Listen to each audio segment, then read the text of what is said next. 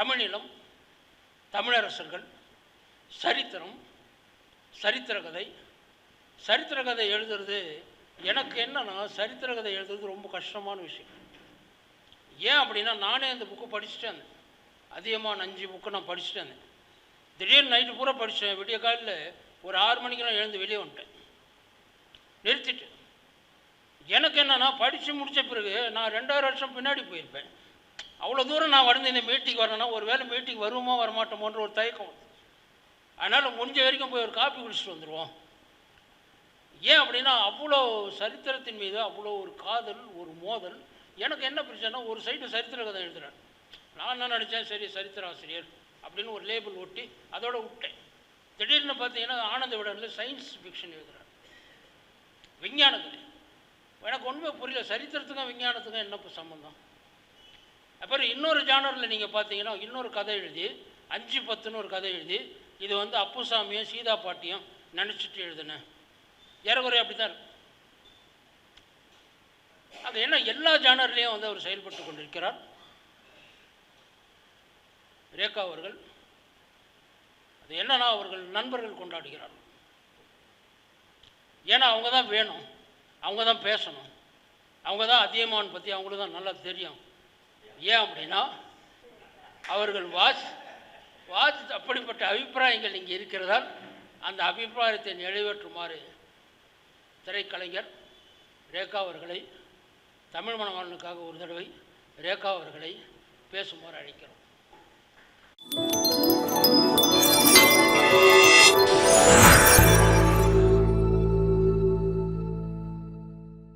ஆற்றுப்படுகையில் நாற்றின் நடுவினில் நேற்று கிடந்திருந்தேன். மாற்று குறைந்திடா மக்கள் மனதினை மட்டும் அறிந்திருந்தேன். வெற்றி கொடுத்ததும் கற்றுக் கொடுத்ததும் தங்கத் தமிழ் அல்லவா, என் சங்கத் தமிழ் அல்லவா. நான் ஒரு இன்றைய சேர நாட்டு பெண். சேர நாட்டை எதிர்த்து போர் தொடுத்த ஒரு மாவீரனின் கதையை என்னிடம் கொண்டு வந்து கொடுப்பதற்கு வெங்கிக்கு எவ்வளவு தைரியம் இருந்திருக்க வேண்டும் என்கின்ற வீரத்தோடு தான் நான் இங்கே நிற்கிறேன். அசோக் குமார் அவர்களுக்கு என்னை தெரியாது, எனக்கும் அவரை தெரியாது. இதற்கு முன் நாங்கள் சமூக வலைதளங்களின் மூலமாகவோ அல்லது ஏதேனும் இலக்கிய கூட்டங்களின் வழியாகவோ கூட பரிச்சயப்பட்டதில்லை. இந்த புள்ள சும்மா தான் இருக்கு, வீட்டில் பாத்திரம் கழுகி வீடு கூட்டிட்டு தான் இருக்கு, எந்த புக்கு கொடுத்தாலும் படிக்கும். ஆனால் ஒரு 4-5 வாட்டி நோண்டிட்டோம்னா அதுக்கிட்ட இருந்து சரக்கை எடுத்துடலான்னு சொல்லி மெனக்கெட்டு பிரியா வெங்கடேஷ் வந்து அசோக் ரேகாவை போய் சந்திச்சு இந்த மிகப்பெரிய நூலை கொடுத்துட்டு வருவோன்னு சொல்லி வந்தாங்க. ஆனால் புத்தகம் கையில் ஏந்தும் வரைக்கும் அது இவ்வளவு கணக்கும் என்று நான் ஒரு கணம் கூட யோசித்து பார்க்கவில்லை வெங்கி. அதுக்கப்புறம் தான் தெரிஞ்சுது, 5 ரூபா டிக்கெட் 5 ரூபா டிக்கெட் 5 ரூபா டிக்கெட்டில் நம்மளையெல்லாம் இங்கே கூட்டிகிட்டு வருவார் நான் எதிர்பார்க்கல. ஆனால் நான் கவிதையின் காதலி. எனக்கு கவிதைகள் ரொம்ப பிடிக்கும். எங்கள் அம்மா என்னை பிரசவிச்சு போட்டது ஒரு மெத்தையிலையோ அல்லது பாயிலையோ அல்லது ஒரு துணியிலையோ அல்ல. நாமெல்லாம் அரிசி வாங்கும் அந்த கோணிப்பையில்தான் என்னுடைய முதல் பூமியை தொடும் வாய்ப்பு இருந்தது. அவ்வளவுதான் எனக்கான வசதி.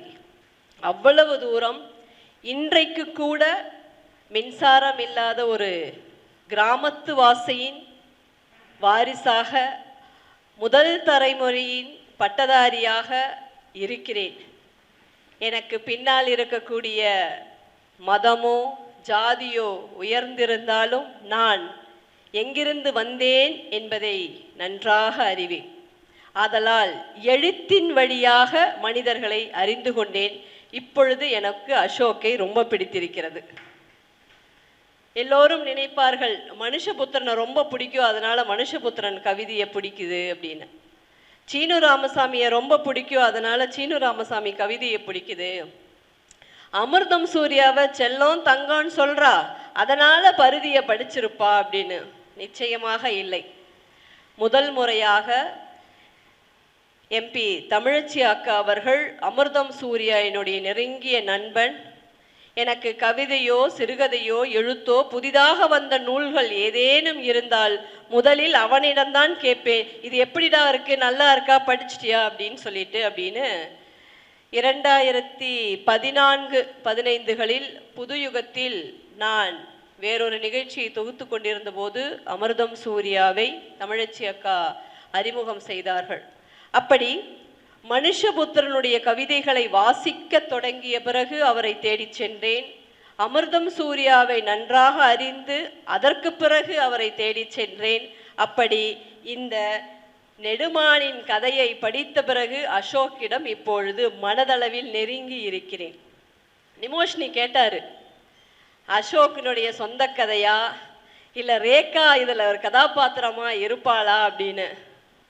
அதுக்கு வாய்ப்பில்லை ராஜா. ஏன்னா தமிழ் மணவாளன் ஐயா சொன்னதை போலவோ சூர்யா சொன்னதை போலவோ என்னால் இங்கே இருக்கிற மாவை வச்சு தோசை போடவோ, தோசை வரலினா இட்லி ஊற்றவோ, ரெண்டுமே வரலினா பணியாரம் சுடவோ முடியாது. ஏன்னா இது வரலாற்று புதினம். இதற்கு முன்னே இதே தலைப்பில் இன்னொரு எழுத்தாளர் ஜெகநாதன் அவர்கள் அதியமா நெடுமா நஞ்சு என்கின்ற நூலை எழுதியிருக்கிறார். அதிலிருந்து அசோக் அவர்கள் எங்கே வேறுபட்டிருக்கிறார்கள்? நம் இதுவரை கேட்டிருந்த நெல்லிக்கனியின் நாயகனாகவே அதியமான எல்லோரும் பதிவு செய்து வைத்திருக்கிறார்கள். ஆனால் அந்த நெல்லிக்கனியை தாண்டி யார்? ஏன்னா நம்ம எல்லாம் அட்டப்படத்தை பார்த்தே படிச்சு பாஸ் ஆனவங்க. அதனால இந்த நூலை 3 முறை வாசித்தேன். இப்பொழுதும் தேர்வுக்கு செல்லக்கூடிய மாணவியை போல பதட்டத்தில் தான் இருக்கிறேன். இங்கே எனக்கு இந்த புத்தகம்தான் வேண்டும் என்று இருவரும் இந்த புத்தகத்தை இவர்களுக்கு கொடுங்கள் என்று ஆசிரியர்களும் கேட்டதற்கு என்னுடைய இருகரம் கூப்பிய நன்றிகள். காரணம், both are not business talkers. இவர்களால் உங்களுக்கு பணத்தை ஒருபோதும் கிடைக்கப் போவதில்லை. அமிர்தம் சூர்யாவும் தமிழ் மணவாளனும் பேசுகின்ற பேச்சை யாருமே பகிர போறதில்லை. இதை யாரும் தன்னுடைய முகநூலில் கொண்டாட போவதில்லை. ஆனால் ஒன்றை மட்டும் நன்றாக தெரிந்து கொள்ளுங்கள், இது வலைதளங்களில் வலைவரப்போகிறது என்பதால் சொல்லுகின்றேன். நிச்சயமாக சினிமா நட்சத்திரங்களை அழைத்து உங்கள் புத்தகங்களில் வருவது ஒரு அட்டைப்படத்தோடு ஒரு புகைப்படம் கிடைக்கும். ஆனால் அட்டைப்படத்திலிருந்து இறுதி பக்கத்தில் நீங்கள் எழுதியிருக்கும் புள்ளி வரை படிக்கக்கூடிய 2 மிகப்பெரிய ஆசான்கள், ஒன்று புலவர் தமிழ் மணவாளன் ஐயா அவர்களும், இன்னொன்று சூர்யா அவர்களும். அவர்களிடம் நீங்கள் ஒரு புத்தகத்தை கொடுத்து விட்டால் அவர்கள் அதை பிரித்து மேயாமல் அதற்கு தேதி தரமாட்டார்கள். அவரோடு பயணிக்க இந்த 4-5 ஆண்டுகளில் ஒரு புத்தகம் அல்ல, 2 புத்தகம் அல்ல, அந்த இருவரும் படைப்பாளிகளும் படிப்பாளிகளும் அறிவாளிகளும் இருந்த மேடையில் நேற்றைக்கு முளைத்த இந்த புல் அருகம்புல் ஆனதால் இந்த மத்தியில் விநாயகருக்காய் படைக்கப்பட்டிருப்பேன் என்கின்ற நம்பிக்கையில் நான் தொடர்கின்றேன். மல்லிகையால் என்னையால் வாசம் வீச முடியுமா என்று தெரியவில்லை. ஆனால் இந்த புத்தகத்தின் வழியாக அருமருந்தாக இருப்பேன். சரி, நானும் டெய்லி ஒரு நெல்லிக்காய் சாப்பிட்றேன். அப்போ டாக்டர் எனக்கு வயசாகாதா? இன்னொரு 10 வருஷம் கழிச்சு நான் இதே இளமையோடு இருப்பேனா? புனையப்பட்ட கதைதான். கவிஞர்கள் கற்பனையால் பொய்யில்லை என்று பொய் சொல்பவர்கள். அதை என்னால் உணர்ந்து கொள்ள முடிந்தது. நான் டெய்லியும் கிட்டத்தட்ட ஒரு 10 வருஷமா வாரத்துக்கு 3 நெல்லிக்காவது சாப்பிட்றேன். ஆனால் மரணம் வராது என்கின்ற நம்பிக்கை எனக்கு இல்லை. நெல்லிக்காய் வேணா சீசன் இல்லாத போது கிடைக்காம இருக்கலாம். அப்படி ஔவையாரை நெல்லிக்காய் தின்று இன்று வரையும் அவளின் இளமை கோலத்தை காட்டாமல் கிழவியாக காட்டிக் கொண்டிருக்கும் அத்துணை கலைஞர்களுக்கும் என்னுடைய அன்பின் சமர்ப்பணம். ஏன்னா எனக்கு ரொம்ப ஆசை. ஹூ இஸ் அதியமான் அப்படின்னு நீங்க போட்டீங்கன்னா, மொபைல் வச்சிருந்தீங்க நீங்களாம் போடலாம், he is girl friend of அப்படின்னு போட்டு ஔவையாருடைய தோழி, இன்னொரு பக்கத்துல ஔவையாரை மிகவும் பிடித்திருக்கிறது, ஔவையாரை மிகவும் அன்பு செய்திருக்கிறார் அப்படின்னு எல்லாம் வரும். அது நீங்க கூகுள்ல பார்க்கலாம், யூடியூப்ல பார்க்கலாம், எல்லாத்துலேயும் பார்க்கலாம். ஆனால் அதை தாண்டி இரண்டே விஷயம். ஒன்று, தர்மபுரியை ஆண்ட மன்னர் என்றும் அந்த காலத்தில் அது தகடூர் என்று இருந்து அதை போர், இந்த ரெண்டு தவிர ஒரு யூடியூப்லயோ ஒன்னுலையுமே இல்லை.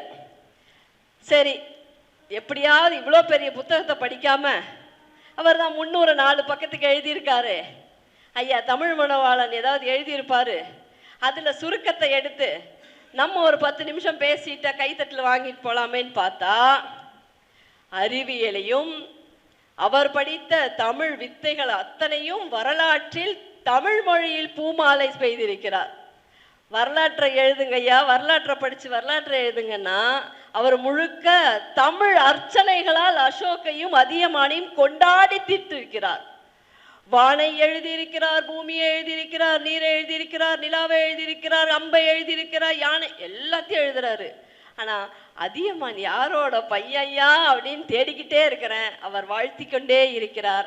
அதில் தமிழ் மேலோங்கி ததும்பி அலையலையா என் முகத்திலே வீசிக்கொண்டு என்னை குளிரூட்டியது. சரி, வரலாற்று நூல் தானே, நமக்கெல்லாம் வரலாற்று டீச்சரை பிடிக்காது, உண்மையை சொல்லணும்.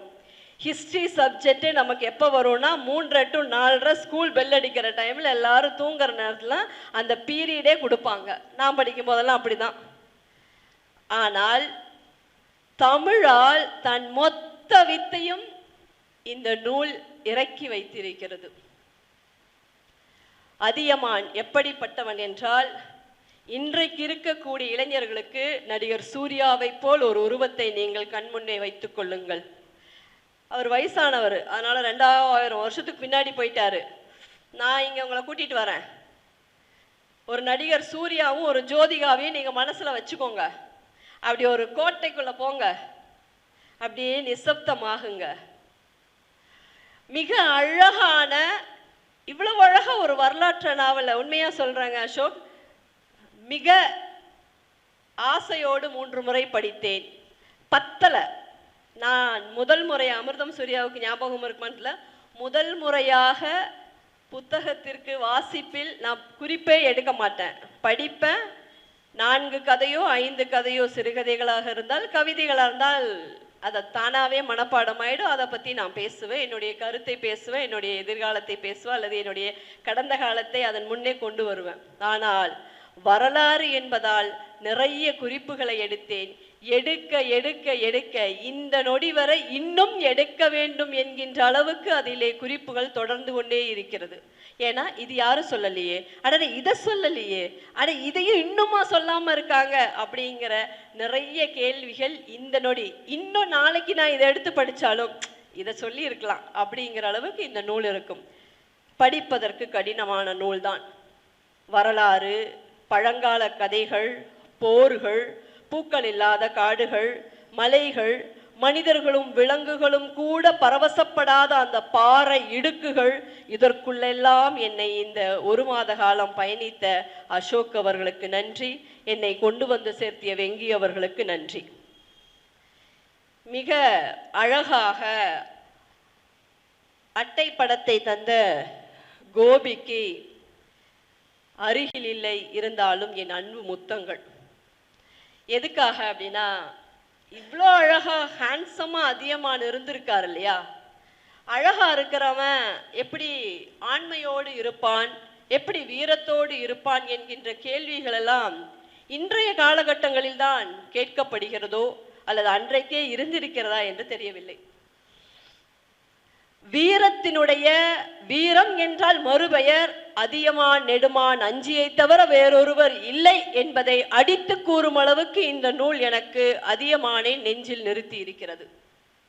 ஒரு போரை எப்படியெல்லாம் வெல்ல முடியும், ஒரு போர்க்காலத்தின் அடிப்படையில் எப்படி தன்னுடைய மதியை கொண்டு ஒருவன் கொஞ்சம் கொஞ்சமாக காய் நகர்த்தி கொண்டே தன்னையும் தன் சூழ் மக்களையும் தன்னுடைய கோட்டையில் இருக்கக்கூடிய எல்லோரையும் காப்பாற்றி கொண்டே வருகிறார் என்பதுதான் அதியமான் நெடுமானுடைய மிகப்பெரிய உன்னதமான கதை. அதை நீங்க ஒரு நெல்லிக்கனியில முடிச்சிட்டீங்களேங்கிறதுல எனக்கு ரொம்ப வருத்தம். ஏன்னா எல்லாரும் நெல்லிக்கனியை தவிர எதுவுமே சொல்லலையேங்கிறது. அவர் ஏதோ வீட்டுக்கு வந்தாங்க, தண்ணி கொடுக்க வழியில கையில இருந்த நெல்லிக்காயை கொடுத்துட்டாரு. அதுக்கு அந்த அம்மா புகழ்ந்து பாடுது, அதற்கான சந்தோஷத்தை பகிர்ந்துக்கிறாங்க. ஆனால் ஏன் அதியமானை தேடி ஔவையார் வந்தார் என்பதற்கு இவ்வளவு வீரம் கொண்ட 8 தேர்களினுடைய கால்களை உருவாக்கக்கூடிய தச்சன் எப்படி 1 மாத காலம் தன்னுடைய தேரினை செய்து அந்த தேரை ரசிப்பானே, அந்த 8 தேரையும் இழுக்கக்கூடிய ஒற்றை ஒருவனாக அதியமான் நெடுமான் அஞ்சி இருந்திருக்கிறார் என்றால் அவர் எவ்வளவு பலம் வாய்ந்தவர். அந்த பலத்தை சொல்லாமல் நீங்கள் இப்படி அவரை ஒரு நெல்லிக்கனியில் குறுக்கிவிட்டீர்களே என்கின்ற கேள்வி என்னை புத்தகம் முழுக தொடர்ந்தது. 25 கதைகளாக 25 பாகங்களாக அதை பிரித்திருக்கிறார். 324 பக்கங்களில் இந்த கதையை சொல்லியிருக்கிறார். அதில் 4.5 அதாவது 5 பக்கங்கள் ஐயா தமிழ் மணவாளன் அவர்களோடதும், அசோக்கினுடைய 800 3 பக்கங்களும் இருந்து இந்த புத்தகம் நிரம்பி வழிகிறது. அதியமானின் குழந்தையின் பெயர் எனக்கு ரொம்ப பிடித்திருந்தது. எனக்கு ஒருவேளை இனி ஒரு ஆண் குழந்தை பிறந்தால் அந்த குழந்தைக்கு பேர் வைத்து விடலாம் என்று வரை இன்றைக்கு எனக்கு தோன்றியது. அவ்வளவு அழகான ஒரு புகழெட்டினி அப்படின்னு ஒரு பேரு. சரியான உச்சரிப்பா? புகட்டெழினி, புகட்டு, புகழ். ஏன்னா போர் முடிஞ்சு வெற்றியோடு தன்னுடைய இல்லத்துக்கு, ஏன்னா போருக்கு போகும்போது பொண்டாட்டி மாசமா இருக்காங்க, அந்த மாசமா இருக்கக்கூடிய மனைவியை பார்த்துட்டு, பொதுவாகவே அரசியல் வாழ்க்கைக்கு அரசியலா குடும்பமானா முதலில் எல்லா அரசியல்வாதிகளும் கை தூக்குவது அரசியல் தான். போருக்கு போகிறவன் எப்படி இருப்பான்? தன் நாட்டு மக்கள் இத்தனை பேரை காப்பாற்ற வேண்டுமா, என் மனைவி ஒருத்தியை காப்பாற்ற வேண்டுமா என்று அன்றைக்கும் கேள்வி எழுந்திருக்கும். அந்த கேள்விக்கு எனக்கு போர் முக்கியம், என் நாட்டு மக்கள் முக்கியம் என்று புறப்பட்டு வீடு திரும்புகிற பொழுது ஒரு அழகான ஆண் குழந்தையை பெற்றெடுத்து அந்த குழந்தைக்கு இந்த பெயரையும் சூட்டி மகிழ்ந்திருக்கிறார்கள். அது அவர்களுடைய காதல் காலமாக நான் பார்க்க முடிந்தது. அப்படி அதியமானினுடைய வாழ்க்கையினுடைய சுவாரஸ்யங்களை தமிழால் கொஞ்சி கொஞ்சி கொஞ்சி கொண்டு போகின்றார். அதிலே அசோக் அவர்கள் எழுதிய ஒன்றை நான் இங்க படிச்சே ஆகணும். மனிதரின் நாற்றத்தை உணர்த்தும் மண்ணில் மறைந்து கொள்ளும் நிலம் புரண்டியாய் கனிகள் ஒளிந்து கொண்டனவா என காழ்ப்புற்றான். அதுக்கு அடுத்த வரிதாங்க, கனி ஒன்று குளிருக்கு அஞ்சியதை போல இலை போத்தி இருப்பதை கவனித்திருக்கிறது மனம் அப்படின்னு. மரம் ஃபுல்லா தேடி பார்த்துட்டாங்க, நெல்லிக்காவை காணோம். இந்த நெல்லிக்காவை தேடி தானே நம்ம இவ்வளோ தூரம் இந்த காடு நெடுங்காடு நடந்தாங்க. வாசனை இல்லாத மலர்களை எல்லாம் நுகர்ந்தார்கள். பல குன்றுகள் பல மலைகள் ஏறி அங்கே ஒரு நெல்லிக்கனி மரம் இருக்கிறது என்று யாரோ சொல்லி அதுக்காக பறந்து போய் பொண்டாட்டிகிட்ட கேட்குறாங்க, தெரியுதான்னு. தெரியலங்கிறாங்க. இவர் ஏறி ஏறி ஏறி எல்லா பக்கம் பார்த்துட்டாரு. நீங்கள் நெல்லிக்காய் மரத்தை அப்படியே கண் முன்னாடி கொண்டு வந்தீங்கன்னா மரத்தினுடைய கிளைகளோடு ஒட்டி முளைத்திருக்கும். மற்றது மாதிரி பூ அந்த பூவோட நுனியில காயெல்லாம் இருக்காது. மரத்தினுடைய கிளைகளோடு அந்த ஒட்டி இருக்கும். அதன் மீது இலைகள் படிந்து அந்த நெல்லிக்கனியை அவ்வளவு எளிதாக யாராலும் கண்டுபிடிக்க முடியாது. அது நிறைய இருந்தால் மேலே அப்படியே படர்ந்து இருக்கும். ஒன்று இருந்தால் அதுக்கு மேலே ஒன்றோ ரெண்டோ இருந்திருந்தா பரவாயில்ல. ஒரே ஒரு நெல்லிக்கனிக்காக அவர்களுடைய பயணத்தை எழுதிய அந்த வரலாற்று நூல்களை கிபி கிமு 183 அல்லது 1080 இப்படி எழுதிட்டு போகலாம். வருஷங்கள் எதுவுமே பதிவு செய்யாமல் அழகாக கைப்பிடிச்சு அப்படியே ஒரு தமிழ் வாத்தியார் ஒரு வரலாற்று போர்படையோடு ஒரு காட்டுக்குள்ள இருந்து அப்படியே போருக்குள்ள இருந்து ஒரு மிகப்பெரிய அரண்மனைக்குள்ள, அந்த அரண்மனை வாயில் அப்படி கதவு திறக்கும் பொழுது இன்றைக்கு இருக்கிற அரசியலோடு நான் அதை பல நேரங்களில் ஒப்பிட முடிந்தது. அதியமான் நெடுமான் அவர்கள் புலவர்களை மிகவும் மதித்தார் அப்படின்னு கதை. அந்த கதையை இங்க ரொம்ப அழகா பதிவு செஞ்சிருக்காரு. ஏன்னா தமிழ்நாட்டில் மட்டும்தான் கவிஞர்களுக்கு, எழுத்தாளர்களுக்கு சரியான, மிகச்சரியான அங்கீகாரம் இல்லாத ஒரு இடம். கேரளத்திலே எழுத்தாளர்கள்தான் மிகச்சிறந்த நடிகர்களை விட கொண்டாடக்கூடியவர்கள். நீங்கள் மலையாளத்திலே நடிகர்கள் எல்லாம் பார்த்தீங்கன்னா அவர்களுடைய மிகச்சிறந்த நண்பர்கள் ஒரு சிறந்த எழுத்தாளர்களாக இருப்பார்கள். அதே போல் ஜப்பானிய மொழிகளாக இருக்கட்டும், வங்கமாக இருக்கட்டும், எந்த மொழியை, தமிழை தவிர எந்த மொழி எடுத்துக்கொண்டாலும் அங்கே புலவர்களை ஒரு சயின்டிஸ்டாக பார்ப்பாங்க.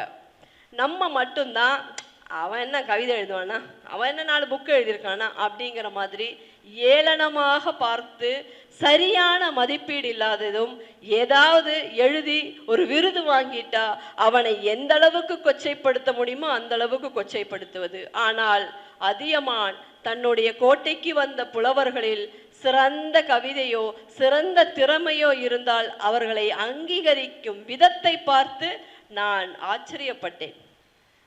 ஏன்னா நான் இதுக்கு முன்னாடி அதியமானுடைய கதைகள் படித்ததில்லை.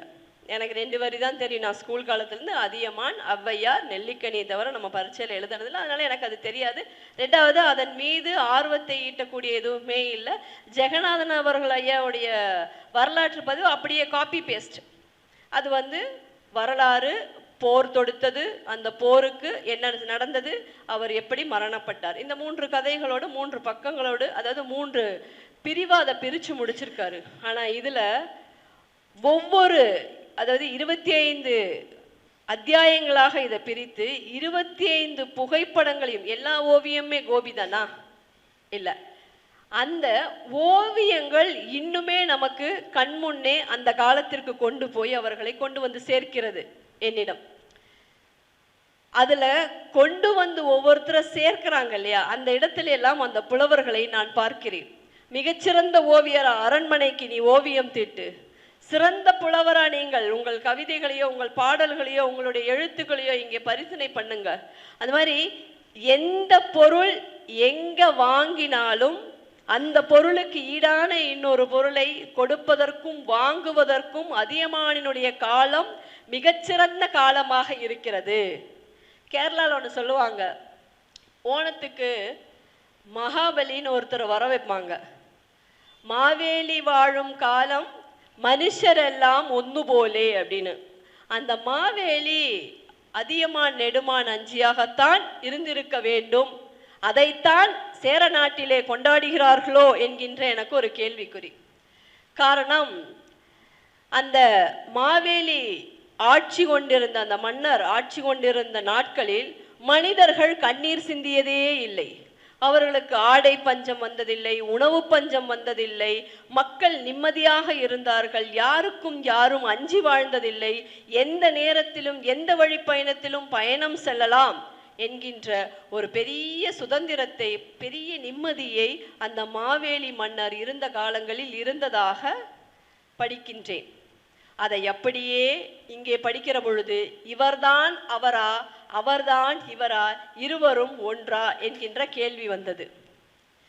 அதியமானுடைய போர்க்காலத்திற்கு செல்லுகின்ற பொழுது சேர நாட்டையும் சோழ நாட்டையும், ஏன்னா நீங்க பாருங்களேன், ஒரு இன்னைக்கு இருக்கிற ஆட்சி மாதிரி தான். நம்ம ஆளுங்கட்சியில் இருக்கிறவங்க பேரே சொல்ல முடியாது, எதிர்கட்சியில் இருக்கிறதாவது ஒரு 10 பேரை, ஆளுங்கட்சியில் இருக்க 10 பேரை சொல்லலாம். இப்போ அப்படி குடத்துல பானை வழிஞ்சு விழுகிற மாதிரி கூட்டணி எல்லாம் வந்து சேர்ந்து நீ அப்படியா அதுலையா அப்படிங்கிற மாதிரி மொத்த பேருமே அந்த அதியமானுடைய கோட்டையிலே அமர்ந்து கொண்டு இவனை வீழ்த்தணும்னு நினைக்கும் போது பெரும் பலம் வாய்ந்த அதியமான் இந்த போர்களை வெல்லுவதற்கு தயாராகிறார். ஒரு சாதாரண பொடி பையன் எப்படி இதெல்லாம் பண்ணுவான்? அவனுக்கு அவ்வளோலாம் பலம் கிடையாது, அவனுக்கு போர் மிகச்சிறந்த பலமுள்ள ஆட்கள் கிடையாதுன்னு சேர மன்னன் நம்மெல்லாம் பார்த்துக்கலாம், அவன் எப்படி அவன் நண்பனுக்காக நிச்சயமா குரல் கொடுப்பான். அந்த நண்பனை வீழ்த்தி அந்த மலையையும் கொல்லிமலையும் தம் பேர்ல வாங்கிக்கிற அபிப்பிராயத்துல தான் நெடுமான் இருப்பாரு. அதனால நீங்க எல்லாம் போர் தொடுக்க தயாராகுங்கிறான். நீ எல்லாம் எனக்கு எந்த தூசியுமே இல்லைன்னு சேர மன்னனையும் சுக்கு நொறுக்கா, அவர் யானையோட வராரு, யானையில் அப்படியே வராரு. எனக்கு அந்த நான் ராஜஸ்தான் போனப்போ வந்து ஒரு பெரிய கோட்டை பார்த்தேன். இங்கேயும் நம்ம வேலூர்லேயும் அந்த கோட்டைகள்லாம் இருக்கு. இதுவரை அந்த கோட்டையினுடைய துளைகளை பார்க்கிற பொழுது, அந்த குகைகளை பார்க்கிற பொழுது, அதே மாதிரி பத்மநாபபுரம் போனீங்கன்னா அங்கெல்லாம் இருக்கும் திருவாரூரத்தில் பெரிய கோட்டை. அதில் வந்து இங்கே ராஜா இருந்தார்கள், ராணி இருந்தார்கள், இந்த கோட்டை வழியாக போருக்கு வந்தாங்க, இதில் இறங்கி போனீங்கன்னா அந்த ஊருக்கு போயிருங்கிற கதைகள் எல்லாம் பார்த்ததை விட இது படிக்கும்போது நான் அதெல்லாம் கனெக்ட் பண்ணிக்கிட்டேன். அப்போ அந்த கதைகள் இது வழியா அம்பு விட்டு அந்த துளை வழியா போய் தன் எதிராளியை கொன்றிருக்கிறது அப்படிங்கிறது இதுல பதிவு சொன்ன அந்த தமிழ் வார்த்தைகள் இருக்கு இல்லையா, அந்த வார்த்தைகளின் வழியாக எனக்கு இந்த நூல் மிக ஆச்சரியமாகவும் மிக பிடித்த நூலாகவும் மாறிவிட்டது. அதியமானுடைய கதைகளை நீங்கள் வாசிக்க வேண்டும். ஏன் வாசிக்க வேண்டும்? அசோக் நல்லா எழுதியிருக்காரா? நிச்சயமாக மிக அருமையாக எழுதியிருக்கிறார். ஆனால் நம்முடைய நாடு போர்க்காலங்களை தாண்டி இன்றைக்கு இருக்கிற அரசியல்வாதிகளோடு அந்த காலத்தையும் இந்த காலத்தையும் நாம் வந்து கம்பேர் பண்ணி ஆக வேண்டிய ஒரு சரியான நூல். ஏன்னா புலவர்களை கொண்டாடுவதில் நம்முடைய தலைவர் கலைஞரை தவிர எனக்கு வேற எந்த அரசியல்வாதியும் நான் படித்த வாழ்ந்த காலத்தில் அடையாளம் தெரியவே இல்லை. சிறந்த எழுத்தாளர்களை, இலக்கியவாதிகளை அடையாளம் காட்டிய பெருமை கலைஞருக்கு உண்டு. கலையின் மீது ஆர்வமும் அவர்கள் வீரம் மிகுந்தவர்களாக இருந்தால் அவர் என்னையா அசோக்கு என்ன புக் எழுதிட்ட, நல்லா இருக்கையா அப்படின்னு அவர் உங்களை பாராட்டி இருப்பார். அந்த பாராட்டு அவரின் வாயிலாக வேறு எங்கோ இருந்து இது நிச்சயம் விரைவில் உங்களுக்கு கிடைக்கும். அதற்கு என் வாழ்த்துக்கள். இதுல நான் குறித்து வைத்த சில வரிகளை நான் இங்க சொல்லியே ஆகணும். ஏன்னா இந்த முழு புத்தகத்தையும் வாய்ப்பு கிடைக்கும் பட்சத்தில் என் ஒளிநாடாவாக நான் உங்களுக்கு முழுமையாக படித்து பதிவு செய்து தருகிறேன். அவ்வளவு அருமையான, இதுவரைக்கும் நான் எதுவுமே மொத்த புத்தகத்தையும் கவிதைகள் உட்பட ஒரு கவிதை படிப்பேன், வீடியோ போடுவேன், அல்லது ஒரு 5 கவிதை படிப்பேன், அல்லது ஒரு புத்தக எழுத்தாளர்களுடைய புத்தகத்தை நான் வந்து ஒரு முகநூலிலோ அல்லது என்னுடைய வலைதள பக்கங்களிலோ நான் பதிவு செய்வேன். ஆனால் எனக்கு இதை படிக்க படிக்க நீங்கள் செவி வழியாக கேட்டு செல்லக்கூடிய கதையாக ஏன் நான் பதிவு செய்யக்கூடாது என்கின்ற கேள்வி எழுந்தது.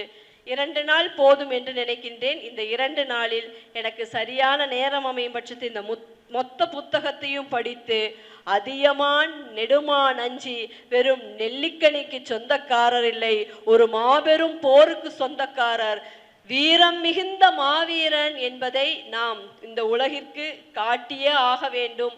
அதனால் இதை படிக்கிறேன் என்று ஒப்புக்கொள்கிறேன். மஞ்சளும் வெளிர்பச்சையும் குழைந்து மென் கருமையுடன் நாற்றமுறும் இளம் பச்சை நரம்புகளோடி சதைப்புற்று நிறந்த கனியை ஆவலுடன் உள்ளங்கையில் உருட்டினாள். நெல்லிக்கான்னு சொல்லிட்டு போலாம், இல்லை நெல்லிக்கனின்னு சொல்லிட்டு போலாம், ருசியான நெல்லிக்கனின்னு சொல்லிட்டு போலாம். சதைப்பற்றுடன் இருந்த கனியை ஆவலுடன் உள்ளங்கையில் உருட்டினாள். இந்த நெல்லிக்காவை நீங்கள் புதுசாக வாங்கின நெல்லிக்காவோ பறிச்ச நெல்லிக்காவோ கொஞ்சம் கனத்த மாதிரி இருக்கும். கையில் நீங்கள் குருட்டிகிட்டே இருந்தீங்கன்னா அது நம்மளோட பதத்துக்கு கொஞ்சம் மென்மையாகும், கடிக்கிறதுக்கு ஏதுவாகவும் மாறும், கொஞ்சம் ஈஸியாக கடிக்கலாம். அப்படி ஒருவேளை நெல்லிக்கனியை உருட்டிய பழக்கம் அசோக்குக்கு இருந்ததனால் இந்த தமிழ் இதில் வந்ததா, அல்லது அவ்வை கனவில் வந்து உங்களுக்கு சொன்னாரா என்று தெரியவில்லை. கழுகை போல கை கால் விரல்களால் பாறை இடுக்குகளை பற்றி இறங்கினான். மனிதரை கண்டிராத விளிம்புகளின் வழியாக யாரையுமே பார்க்காத இடங்களில் கூட அந்த காட்டு வழியில் பயணித்து அதனால் அதற்கு மிகப்பெரிய சக்தி இருந்ததாக நான் நம்புகின்றேன். கடந்த கால தவறுகள் புதைக்கப்படுவதில்லை, வெற்றிக்கு அடித்தளமாகின்றன. இதெல்லாம் அந்த வரலாற்று பக்கங்களிலே வர வர மிக முக்கியமான வரிகளை, வார்த்தைகளை, ஆழமான சிந்தனையை ஆங்காங்கே சுட்டிக்காட்டி கொண்டே வருகிறார். ஒரு இடத்திலே எழுதியிருந்தார், வெளியில் காட்டுவதை விட மறைப்பவற்றால் ஆனவர்கள் மனிதர்கள். வெளியில் காட்டுவதை விட மறைப்பவற்றால் ஆனவர்கள் மனிதர்கள். படிச்சதை நல்லா இருக்குன்னு சொல்ல மாட்டாங்க. நானும் என் பொண்டாட்டியும் சந்தோஷமா இருக்கோன்னு வெளியே சொல்ல மாட்டாங்க. நான் ஒரு வீடு வாங்கிட்டேன்னு வெளியே சொல்ல மாட்டாங்க. நல்லா இருக்கியேடா அப்படின்னும் நல்லா வெளியே சொல்ல மாட்டாங்க. உன் சட்டையை இப்படி கசக்கி போட்டிருக்கிற, நல்லதா போட்டுட்டு வான்னு வெளியே சொல்ல மாட்டாங்க. ஆனால் அதையெல்லாம் தன் மனதிலே வைத்து கொண்டு புறம் பேசுவதிலும் பிறரிடம் பேசுவதிலும் மனிதர்கள் மிக நல்லவர்களாக அந்த விஷயத்தில் இருக்கிறார்கள் அப்படிங்கிறத தொடர்ந்து சுட்டி காட்டிகிட்டே வராரு. அதில் தான் இன்னொரு இடத்துலையுமே மனிதர்களும் விலங்குகளும் பழக்கத்திற்கு அடிமைப்பட்டவர்கள். இதை நான் எந்த இடத்துல சூட்டி காட்டணும்னு நினச்சேன்னா, அதியமான் நெடுமான் அவர்கள் தன்னுடைய மக்களுக்கு வயிறார சாப்பாடு கொடுத்துக்கிட்டே இருக்காரு. போர் நடந்துட்டே இருக்கு. எல்லா வாயில் கதவுகளும் மூடப்பட்டு இருக்கு. மக்கள் யாருமே வெளியே வரல. அவ்வளோ பெரிய கூட்டத்துக்கு சாப்பாடு கொடுத்துட்டே இருக்கிறாரு. எந்த வழியா சாப்பாடு வருது, எந்த வழியா உணவு பண்டங்கள் வருது, இதுக்கு தனி ஒரு குகையே வச்சிருக்கிறது கண்டுபிடிக்கிறதுக்காக சேர நாட்டு மன்னன் தன்னுடைய ஆட்களை, படையாட்களை உள்ள அனுப்புறாங்க. போறாங்க, கதவு சாத்தி இருக்கிற வரைக்கும் பார்க்குறாங்க. இந்த வழியாக தான் வருதுன்னு கண்டுபிடிக்கிறாரு. அதை கண்டுபிடிச்சதுக்கு அப்புறம் நீ உள்ள போய் எல்லாத்தையும் எடுத்துட்டு வான்னு ஆர்டரும் போடுறாரு. அந்த கட்டளை கிணங்க அதை உள்ளே நுழைய அதியமானுடைய ஆட்கள் மிக வேகமாக அந்த குகையை அடக்க முயற்சி பண்றாங்க. அதை அடைக்கின்ற பொழுதுதான் தெரிகிறது நம்முடைய உணவு பண்டங்கள் குறைந்து கொண்டே வருகிறது. அந்த குறைந்து வரக்கூடிய உணவு பண்டங்களை வைத்து இந்த மக்களை எப்படி காப்பாற்ற வேண்டும், இந்த மக்களுக்கு எப்படி உணவளிக்க வேண்டும் என்று அதியமான் உடனடியாக சிந்தித்து மக்களை எல்லாம் அழைத்து நீங்கள் பாதுகாப்பான இடத்திற்கு நகர்ந்து செல்லுங்கள் அப்படின்னு சொன்னாங்க. ஹிட்லரு முடிஞ்ச வரைக்கும் எல்லாத்தையும் சுட்டு கொன்னாரு. அதியமான் புறப்படுங்கள், என்னால் இவ்வளவுதான் காப்பாற்ற முடியும், நீங்கள் பாதுகாப்பான இடத்திற்கு பயணம் செய்யுங்கள் அப்படின்னு வீரத்தால் ஒரு நாட்டை பதவிக்காக வென்றிருக்கலாம். ஆனால் அதியமான் பதவிக்காக எந்த இடத்திலுமே நிற்கவில்லை என்பது இந்த நூல் மட்டுமல்ல, மொத்த வரலாறுமே சொல்லுகிறது. இந்த நூலில் மிக குறிப்பாக அவருடைய மிகச்சிறந்த வீரத்தையும் போர் படையையும் இன்னும் ஆழமாக அவருடைய அறிவுத்திறனையும் வெளிப்படுத்தி கொண்டே வருகிறார். அதியமானுக்கு எப்படி இவ்வளோ பிரெயின் வேலை செய்யுது, புருஷன் இல்லாத பொண்ணுங்க இருக்கக்கூடாது, அப்படி புருஷன் இல்லாத பொண்ணுங்க தனியாகவும் இருக்கக்கூடாது, விட்டுட்டு போயிட்டாங்க, போருக்கு போயிட்டாங்க, பாதி பேர் செத்து போயிட்டாங்க, பாதி பேர் காணாமல் போயிட்டாங்க, போனவங்க திரும்பி வரலை, இந்த பெண்களை என்ன செய்வது, தனியாக வாழ வைக்க அங்கே இடம் இல்லை, சட்டம் இல்லை. உடனடியாக அவர் அதற்காக புதிதாக ஒரு திட்டத்தை தீட்டி அந்த திட்டத்தை வகுக்கக்கூடிய அந்த மதிநுட்பத்தை பார்த்து அதியமானை நான் ஆஹா இவனல்லையா மனுஷன், அங்கதான் எனக்கு அவர் ரொம்ப ஹேண்ட்ஸமா தெரிகிறாரு. பெண்களை மதிக்கின்ற ஆண்களை, பெண்களை விரும்புகின்ற ஆண்களை பொதுவாகவே பெண்களுக்கும் ஆண்களுக்கும் பிடிக்கும். அதனால தான் பெரியாரையும் பிடித்திருக்கிறது. அவர்களை ஒரு வழியாக கடத்தி சென்று கொண்டே உயர்த்தி வருகிறார்கள் அல்லவா. அதிலே சில பிழைகள் இருக்கத்தான் செய்யும். அந்த பிழைகள் ஒருபோதும் பெண்கள் மீது அவர்கள் சாட்டவே மாட்டார்கள். அந்த பெண்களை இந்த வழியில போ, இப்படி கொண்டு போ, இங்க பாதுகாப்பாக இரு, இப்படி நீங்கள் பாதுகாப்பாக இருக்கிறீர்களா, உங்களுக்கு வேற ஏதாவது தேவையா அப்படின்னு நீங்க தொடர்ந்து கேட்டே இருந்தீங்கன்னா மீட்டுள்ள போயிடுவீங்க. அப்போ அதெல்லாம் கிடையாது. 4 வாட்டி பொண்ணுக்கு ஃபோன் பண்ணியம்மா வீட்டுக்கு போயிட்டியாமா, கரெக்டாக போயிட்டியாமா, அக்கா நீங்கள் போயிட்டீங்களா, பஸ்ஸில் போனீங்களா, காரில் போனீங்களான்னு கேட்டால் எதுக்கு இந்த ஆள் எனக்கு 4 வாட்டி ஃபோன் பண்ணுறான், எனக்கு இவன் பாலியல் தொந்தரவு அழித்தான் அப்படின்னு என்ன பண்ணிடுவாங்க, இந்த காலத்தில் போட்டுருவாங்க. அந்த காலத்தில் அவர்களுடைய பாதுகாப்பினுடைய நெறி மன்னனாக பெண்களும் நினைத்தார்கள். அந்த ஒற்றை மன்னனை, அரசனை நம்பித்தான் அந்த அத்தனை நாட்டார்களும் இருந்தார்கள். அப்படிங்கிறதான அதியமானுடைய மிகப்பெரிய பெருமையா நான் பார்க்கிறேன். மிகப்பெரிய பெருமை அதுதாங்க. குழந்தைகளை விட்டு, மனைவியை விட்டு போருக்காக அங்க இருக்கக்கூடிய ஆண்கள் செல்லுகின்ற பொழுது என்ன கிடைக்கும்னு தெரியாதவங்களுக்கு எல்லாம் அள்ளி அள்ளி கொடுத்தாரு. போர் முடிஞ்சது. சேர நாட்டு மக்களால் அதியமான் நெஞ்சிலே அறையப்பட்டு முதுகலை வாங்கினா அது கோழை, அடிச்சவனும் கோழை, வாங்கினவனும் கோழை. நெஞ்சை தவிர வேறு எங்கு அடிபட்டாலும் அவன் சரியான போர் செய்யவில்லையோ அப்படின்னு ஒரு சந்தேகத்திற்கு ஏற்படலாம். அல்லது எதிராளி சரியான எதிராளி அல்ல என்பதையும் நம் சுட்டிக்காட்ட முடியும். ஏற்கனவே புண்ணும் இரத்தமும் தசம்புகளால் எல்லா கஷாயத்தையும் போட்டுட்டு தேய்ச்சிக்கிட்டு இருக்கிற அதியமான் கிட்ட போருக்கெல்லாம் போகாதீங்க ஐயா அப்படின்னு சொல்றாங்க மக்கள். இல்லை இல்லை, இது மிக முக்கியமான தருணம். உங்களுடைய இறுதி கட்ட நாட்கள், உணவில்லாமல் இருக்கிறோம், பஞ்சத்தில் மூழ்கி கொண்டு இருக்கிறோம், இப்படி ஒரு கொடூரமான இடங்கள்ல நம்ம நகர்ந்துட்டு இருக்கிறோம்.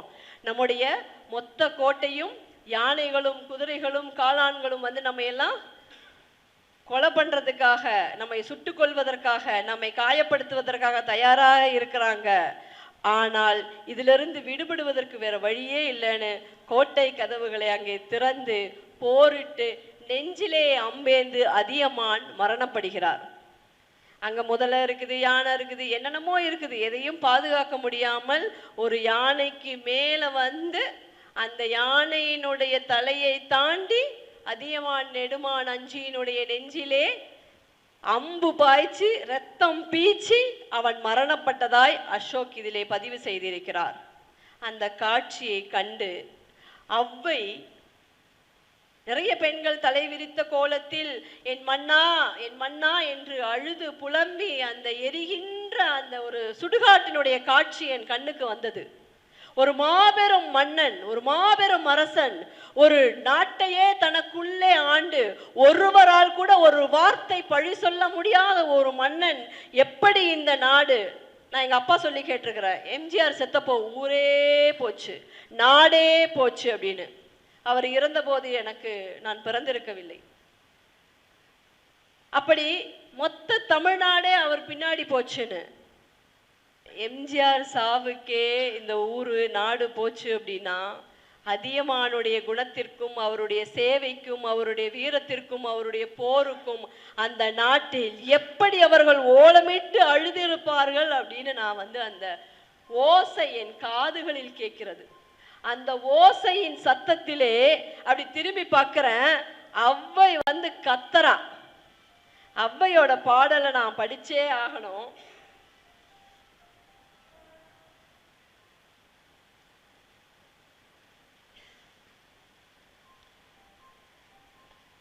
சிறிதளவு கல் கிடைக்குமானால் அதனை எனக்கு கொடுக்கும் மன்னா. என்னால மன்னான்னு கூட படிக்க முடியல. சிறிதளவு கல் கிடைக்குமே அதனை எனக்கு கொடுக்கும் மன்னா, பெரிதளவு கல் கிடைத்தாலும் எனக்கு கொடுக்கும் மன்னா. உனக்கு கொஞ்சமா கிடைச்சாலும் எனக்கு தான் கொடுப்பேன், நிறைய கிடைச்சாலும் எனக்கு தான் கொடுப்பேன். சிறிதளவு உணவு கிடைக்குமே ஆனால் அதையும் கொடுக்கும் மன்னா, பெரிதளவு உணவு கிடைத்தாலும் அதுவும் கொடுக்கும் மன்னா. பங்கிட்டு தந்து தானும் உண்ணும் மன்னா, எலும்பும் சதையுமாகி உணவு கிடைக்கும் போது எங்களுக்கு கொடுக்கும் மன்னா. அம்பும் வேலும் பாயும் இடங்களெல்லாம் எங்களை காத்து நிற்கும் மன்னா. அப்படியே சொல்லிட்டு, நாரும் தன் கையால் புலால் நாற்றம் அடிக்கும் என் தலையை கோதுவான், அவன் நெஞ்சில் வேல் பாய்ந்தது. அவன் நெஞ்சில் வேல் பாய்ந்ததுங்கும் போது நான் ஔவையாக மாறி போகிறேனா, அந்த போர்க்களத்தில் நின்ற ஒரு பெண்ணாக அதியமானை பார்க்கிறேனா அப்படின்னு தெரியல. கண் கலங்குது. டக்குன்னு நம்ம நெஞ்சில் ஒரு ரத்தம் வந்தா எப்படி இருக்கும், ஒரு ஊசி குத்தி கையில எனக்கு அந்த காட்சிகள் எல்லாம் உணர்வு ரீதியாக புலப்படுது. அந்த உணர்வுகளை உணர்த்தி அதன் உணர்ச்சி வழியாக நமக்கெல்லாம் புல்லரிக்க செய்த தமிழுக்கு நன்றி சொல்ல வேண்டும். அந்த தமிழை படிக்க படிக்க படிக்க நான் அப்படியே உள்ள போகிறேன்ல. தேர்ந்தெடுத்த வார்த்தைகள் இதுல நிறைய இடத்துல அதாவது, போல, இங்க இப்படியாவது, இதெல்லாம் ஒண்ணுமே இல்லைங்க, ஒரு வார்த்தை கூட இல்லை. எவ்வளவு ஆழமான வாசிப்பாளர் அசோக் என்பதற்கும் எவ்வளவு மிகச்சிறந்த எழுத்தாளர் அசோக் என்பதற்கும் இந்த ஒரு நூல் போதும். வேற எந்த நூலும் நான் படிக்கல. ஒருவேளை அதை படிச்சிருந்தா இதை விட மிகச்சிறந்த நூலா அல்லது இது ஒன்றே போதும் அப்படின்னு சொல்ல வேணான்னு தெரியல. ஆனால் இதில் எந்த இடத்திலையுமே சலிப்பு தட்டக்கூடிய ஒரு வார்த்தை இல்லை, ஒரு வரி இல்லை, ஒரே ஒரு வாக்கியம் இல்லை, ஒரு பத்தி இல்லை, ஒரு பக்கம் இல்லை. மொத்த நூலும் அப்படியே மெத்தமாய் நமக்கு அள்ளித்தரும் தமிழ் கொஞ்சி விளையாடும் இந்த போர்க்களத்தை நீங்கள் படித்தே ஆக வேண்டும். போர்க்களத்தில் படிக்கும்போது போர் வீரம் படிக்கும்போது இப்போ ப்ரூஸ்லி படம் பார்த்தோம்னா நம்மளாம் எப்படி வெளியே வருவோம், அட்ரா 4 பேர் அப்படின்னு வருவோம். அதே மாதிரி இங்கே அதியமான் சேர மக்களோடும் சேர நாட்டு மன்னனோடும் சோழ நாட்டு மன்னனோடும் எல்லோரோடும் போர் தொடுக்கும் போது இப்போ போட்டு தள்ளலாம், எனக்கு யார் கையில் கட்டப்பா 2 குத்து குத்தலாங்கிற அளவுக்கு அந்த உணர்ச்சிகளை தன்னுடைய எழுத்துக்களால் நம்முள்ளே புகுத்தி வந்திருக்கிறார். அதே சமயத்தில் காதல் தழும்பவும் செய்கின்றார், வீரம் தழும்பவும் செய்கின்றான். ஏன் அந்த அரண்மனை கோட்டைக்குள் இருக்கக்கூடிய ஒரு புலவரை போல நான் கவிதை எழுதக்கூடாது என்கின்ற சந்தேகத்தையும் எனக்குள் எழுப்புகின்றார். நமக்கெல்லாம் கவிதை எழுதினா யாரு பொற்காசு தருகிறார், யாரு மரியாதை தருகிறார், யாரு கரும்பு ஜூஸ் தராங்க, யாரு நமக்கு வாங்கன்னு பொன்னாட போத்துறாங்க அப்படின்னு அந்த கேள்வியும் எழுந்தது. இன்னொன்று தகடூர், அதை விட மிக முக்கியமானது என்னன்னா, அதியமானுடைய அந்த காலகட்டங்களில் தான் கரும்பு என்கின்ற ஒரு கருப்பொருள் உருவானதும், அந்த கரும்பை பெருமளவுக்கு இன்றைக்கு நம்ம கொண்டாடி கூடியிருக்கிற நகரமாக தகடூர் இருந்திருக்கிறது என்பதும், அதியமானுடைய கோட்டைக்கு வரக்கூடிய எல்லோருக்கும் இன்னைக்கு எப்படி நம்ம வெளியூரெல்லாம் போனோம்னா ஏதாவது ஒரு பானம் கொடுக்குறாங்களோ, நம்ம வீட்டுக்கு வந்தால் யாரும் கொடுக்கறதில்ல, நானும் யாருக்கும் கொடுக்கறதில்ல. ஆனால் அந்த கரும்பு ஜூஸை கோப்பையில் கொடுத்துட்டு இது கஞ்சியும் இல்லை, தேனும் இல்லை, மோரும் இல்லை, சாதாரண நீரும் இல்லை, எப்படி இது சுவைக்கிறது, எப்படி இது இனிக்கிறது அப்படின்னு கேட்குறாரு புலவர். அடடே, இங்கேயே உட்காந்துக்கலாமா நமக்கு தோணும்ல. ரசம் சோறு கிடைக்கிற வீட்டில் கறி சோறு கிடைச்சா உட்காராமையா இருப்போம். புலவர் தன் கவிதைகளால் இந்த கோட்டையை, அந்த மன்னனை தன் வசப்படுத்தி புலவர் வாழ்க புலவர் வாழ்க என்கின்றார். அப்படி எழுத்தாளர்களை அங்கீகரித்த அதியமானுக்கு நன்றி. அவருடைய வீரத்தை அதிகப்படியாக போற்ற வேண்டும் என்பதற்காகவே நாம் பெருமளவு அவரை கொண்டாடி இருக்க வேண்டும், கொண்டாட வேண்டும் என்பதும் மிக முக்கியமான ஒன்று. ஔவையாரின் நெல்லிக்கனியில் அத்துணை எழுத்தாளர்களையும் அதை மறைத்து வைத்திருக்கிறீர்கள். இங்கு மிக முக்கியமாக ஒன்றை சொல்லி முடிக்கின்றேன். புத்தகங்களை நீங்கள் வாசிக்காவிடிலும் பரவாயில்லை, வாசித்ததை போல பாவனை காட்டி எங்களைப் போல வளரும் வாசகர்களை ஏமாற்றி விடாதீர்கள். நீங்கள் புத்தகங்களின் அட்டைப்படங்களையும் அல்லது உங்களுக்கும் அந்த எழுத்தாளருக்குமான தொடர்புகளை பேசி அந்த புத்தகத்தை, அசோக் எனக்கு நல்ல ஃப்ரெண்டு அதனால நான் புக்கு படித்தேன், அசோக் என் வீட்டுக்கு வந்தார் அதனால நான் புக்கு படித்தேன், தயவு செய்து சொல்லாதீங்க. நான் படிக்கலைன்னு சொல்லி நிகழ்ச்சிக்கு வராதீங்க. நீங்கள் படித்த ஒரு புத்தகமானால் அந்த புத்தகத்தை முழுமையாக அதில் இருக்கும் கருப்பொருளை முடிந்தவரை உண்மையாக பகிர்ந்து கொண்டால் அந்த புத்தகம் பிற்கரும் வாழங்கள். ஏன்னா இப்போ யாருமே படிக்கிறது இல்லைன்னு ஒரு கம்ப்ளைண்ட். ஏன்னா நீங்கள் எல்லாருமே பாதி பேர் புத்தகத்தை படிக்காம சொல்றாங்க. அதனாலேயே அந்த புத்தகத்தை படித்தால் ஒன்றாக இருக்கிறது, அவர் பேசியது ஒன்றாக இருக்கிறது. உங்கள் கற்பனைகளின் குதிரைகளை ஓட்டவிட்டு அந்த குதிரைகளை எங்களால் இழுக்க முடியவில்லை இந்த புத்தகத்தை படிக்கிற பொழுது. ஆதலால் இந்த புத்தகத்தில் இருப்பதை தவிர நான் வேறு எதுவும் சொல்லவில்லை. இந்த புத்தகத்தில் இருப்பதில் பலவற்றை நான் சொல்லாமல் இங்கிருந்து கடந்து செல்கிறேன். காரணம், இது ஒரு மிகப்பெரிய வரலாற்று நூல். இந்த வரலாற்று நூலை முழுமையாக பேசி அதை கேட்பதற்கான நிலைமை எனக்கும் இல்லை, உங்களுக்கும் இல்லை. படித்து பாருங்கள், தினம் 10 பக்கங்களாக படியுங்கள். வரலாறு, நம் நாடு, நம் தேசம் எப்படியெல்லாம் இருந்திருக்கிறது, எங்கிருந்தெல்லாம் வந்திருக்கிறது. இன்றைக்கு நாம் பார்க்கக்கூடிய கோட்டைகள், நாம் பார்க்கக்கூடிய போர்த்தலங்கள், இன்றைக்கு வரலாற்று இடங்களாக நாம் கொண்டாடக்கூடிய எல்லா ஸ்தலங்களும் எப்படிப்பட்டவை என்பதை புரிந்து கொள்வதற்காகவாவது இந்த நூலை படியுங்கள். இந்த நூல் தமிழ் விரும்பிகள், தமிழ் காதலிகள் எல்லாரும் ஒரே வார்த்தையை வச்சு ஏதேதோ எழுதுறீங்களே, இதில் எங்குமே சலிப்பு தட்டாத வார்த்தைகளை எழுதிய அன்பு நண்பன் அசோக்குக்காக இந்த நூலை படியுங்கள் என்று சொல்லி, இந்த நூல் என்னை தேடி வந்தது என் தமிழுக்காக என்று நம்பி நான் நன்றி பெறுகிறேன். நன்றியோடு விடைபெறுகிறேன். நான்லாம் 8th 9th படிக்கும்போது வாத்தியார் என்னை கூப்பிட்டார், இங்கே வாடா அப்படின்னு. ஹிஸ்ட்ரி வாத்தியார் தான். ஏன்னா 4 லைன் வச்சுன்னு எல்லா ராஜாவையும் ஓட்டுறேன்னாரு. 4 லைன் தான். மரங்கள் நட்டார், நிழல் தெருவின் இருமரங்களிலும் சாலையின் இருமருங்கிலும் மரங்கள் நட்டார், ஏரிகள் வெட்டினார், குளங்கள் அமைத்தார். இதை எல்லா ராஜாவும் எழுதுவேன், நமக்கு சேர்ந்த சரித்திரம் தான். ஆனால் இங்கே அவங்க பேசுனாங்க, பேசும்பொழுது இந்த விஷயம் வந்து அவங்களுக்கு தெரியும், ஆனால் அவங்க அப்படி பேசலை. அது ஒரு கூட்டுக்காரியிட்ட பேச்சு. நான் அப்படி தான் பார்த்தேன், ஒரு கூட்டுக்காரியோட பேச்சு. பேச்சுன்னு வரும்போது கேரளாவில் என்ன அப்படின்னா, அளவு அவங்களுக்கு தெரிஞ்சிடும், ஆனாலும் பெரிய மனசு. அந்த கேரக்டர் வந்து அவங்கள அதிகமான்ற அந்த கேரக்டர் வந்து ரொம்ப பாதிச்சு. இப்போ ஒரு அம்மா இருக்கு, அவங்க அப்படி செய்யலை. ஒரு அம்மா இருக்கு, அந்த அம்மா தன்னுடைய குழந்தைய குளிப்பாட்டின குழந்தைய பார்க்குது. குளிப்பாட்டின குழந்தை அழகாது, அப்பாட்டு குளிப்பாட்டினே கடைசியில் அந்த குழந்தைய காணாமல் போயிடுச்சு. மலையாளத்தில் ஒரு பழமொழி கொடுக்கும், குளிப்பிச்சு குட்டியை காணாததாயாச்சு. அவர்கள் உரையோட நான் இதை பொறுத்தல. எனக்கு வந்து அவங்க வரும்போதே நினச்சேன், ஒரு நல்ல கூட்டுக்காரின்ற பேச்சாக அது இருக்கக்கூடும் அப்படின்னு நினச்சேன். வள்ளிய கூட்டுக்காரின்னு கூட சொல்லலாம். இப்போ இந்த விஷயமும் எனக்கு தோணுச்சு. அப்புறம் அவங்க பேசும்பொழுது இந்த சரித்திர கதை அவங்கள பாதித்ததுன்னு எப்படி சொன்னோன்னா, அவங்க சரித்திரத்தை ஆரம்பிச்சிட்டாங்க. எங்கள் வீட்டில் கரண்ட் இல்லை, ஒரு சாக்கு விரிப்பில் தான் நான் படுத்திருந்தேன். நான் தான் ஃபஸ்ட்டு ஜென்ரேஷன். அங்கே ராஜா கதை மனுஷங்கிட்ட வந்துடும். எளிய மனிதர்கள் தங்கள் வாழ்க்கையை திரும்பி பார்க்கும் ஒரு வாய்ப்பாக இந்த அதியமான் கதை வந்து இருக்கு. இல்லை 2 விஷயம் அவர் வைக்கிறார். பெண்ணுக்கு சொத்துரிமை வந்து ஒரு கோட்பாடு வைக்கிறார். அதியமான் காலத்திலே வந்து பெண்ணுக்கு சொத்துரிமைன்னு சொல்லி ஒரு குரல் வந்து அவர் நாவலில் நான் கேட்டேன். அதுக்கு பிறகு வந்து வைதவிய கோலம், கணவன் இறந்து போனால் அந்த விதவை கோலம் பூணுதல் என்பது அந்த சடங்கை எதிர்க்கின்ற ஒரு மன்னரே எதிர்க்கிறார். அப்படி பார்த்தா நவீன சமூகத்தினுடைய சமூக கோட்பாடுகள் அதற்குள்ள அன்றைக்கே இருப்பது போன்ற ஒரு தோற்றத்தை அவருடைய நாவல் எழுதுகிறது. இதுக்கு அடுத்தது வந்து நம்ம வந்து ஏற்புரை.